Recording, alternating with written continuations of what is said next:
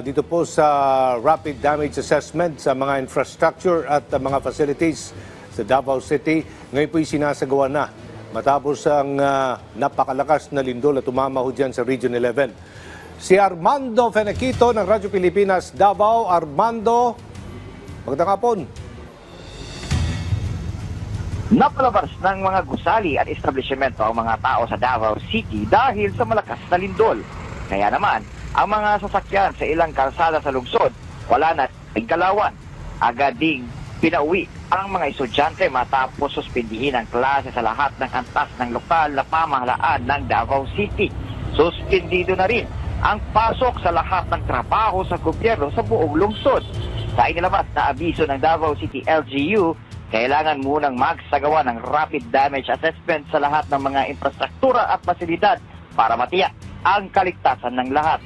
Pagtitiyak ng lokal na pamahalaan, patuloy silang nakamonitor para agad makatugon sa pangangailangan ng kanilang mga residente.